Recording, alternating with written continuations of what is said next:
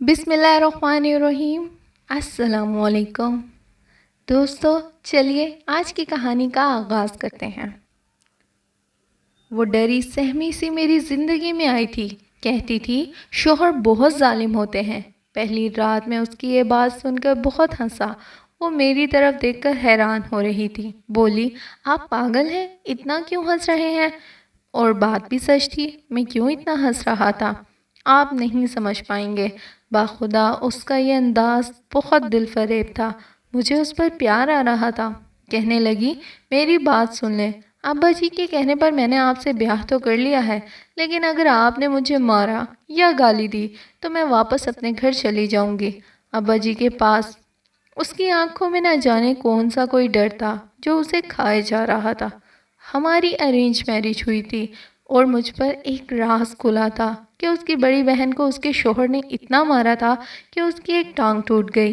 اب وہ نفسیاتی مریضہ ہے۔ مجھے کہنے لگی مجھے مارنا نہیں، مجھے کچھ نہ کہنا، جب آپ نے مجھے چھوڑنا ہو بس ایک بات کہہ دینا، میں چلی جاؤں گی، حق مہر بھی نہیں لوں گی، معاف کر دوں گی، بس مجھے کچھ نہ کہنا۔ ہائے اس کی بے بسی، وہ میری بیوی تھی، کیوں کر بھلا کوئی اپنی ہم سفر کو دیمک زدہ کر سکتا ہے؟ میں نے اس کا ہاتھ پکڑا، ایک بوسہ کیا، میری گلاب کا پھول، بھلا کیوں ماروں گا آپ کو میں؟ ادھر آؤ۔ اس کا سر اپنی گود میں رکھا، اس کو پیار سے سمجھانے لگا، ایسا کچھ نہیں ہوگا، تم پریشان نہ ہو۔ چونکہ اس کی عمر 18 اور میری 20 تھی، جلدی ہماری شادی ہو گئی تھی۔ اس کا لوڈو کھیلنے کا بہت دل تھا۔ شادی کے کچھ دن گزرنے کے بعد مجھے کہنے لگی لوڈو لے کر آئے نا۔ میں کام سے تھکا ہارا آتا، مجھے کھانا دیتی، پھر لوڈو اٹھا کر لے آتی، چلیں ایک گیم کھیلتے ہیں۔ میں اس کی طرف دیکھتا، تھکا ہونے کے باوجود اس کو انکار نہ کر پاتا۔ اس کی وہ خوشی بیان نہیں کر سکتا تھا جب وہ مجھ سے جیت جاتی تھی۔ کبھی وہ جیت جاتی تھی، کبھی میں ہار جاتا تھا، مطلب میں جان بوجھ کر ہار جاتا۔ وہ رفتہ رفتہ میرے قریب آنے لگی، اسے مجھے اور مجھے اس کی عادت ہونے لگی۔ عادت نہیں، محبت کہیں تو اچھا ہوگا۔ ہمیں ایک دوسرے سے محبت ہونے لگی۔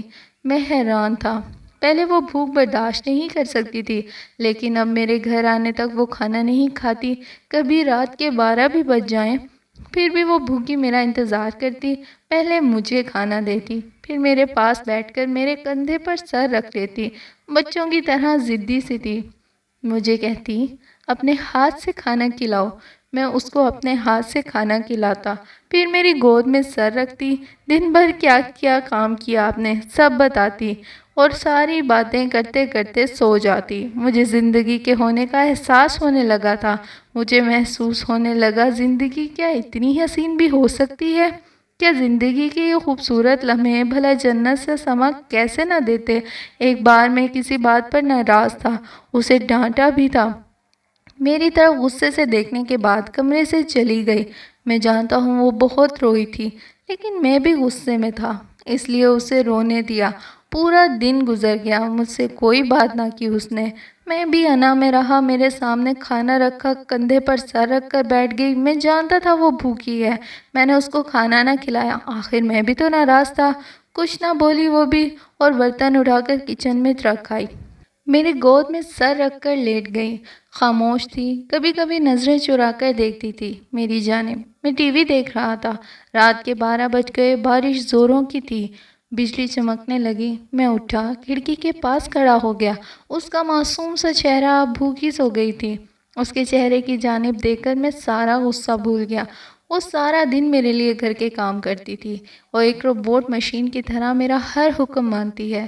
بھلا اس کی ایک چھوٹی سی غلطی پہ آج میری وجہ سے وہ بھوکی سو گئی ہے۔ میں اس کے قریب ہوا، اس کی چاند سے پیارے چہرے پر بوسہ دیا، اور نیند میں بھی وہ میرا نام لے رہی تھی۔ بارش بہت تیز تھی۔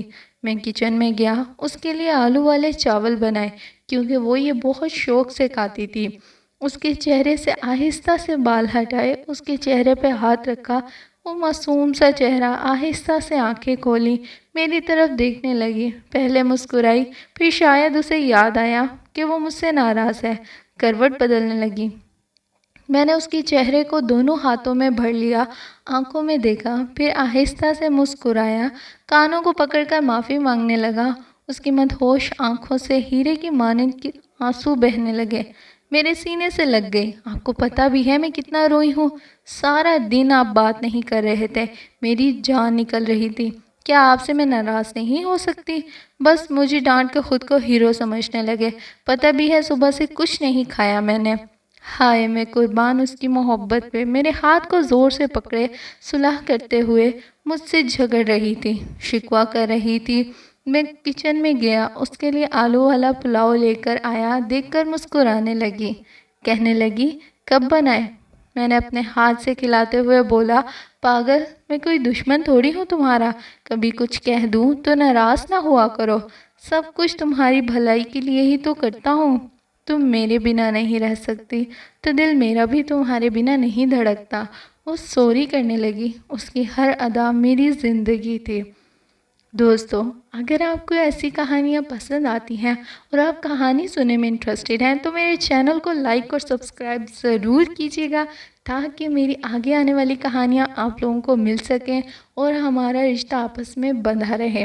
پھر ملیں گے نیکسٹ ویڈیو میں، تب تک کے لیے اللہ حافظ۔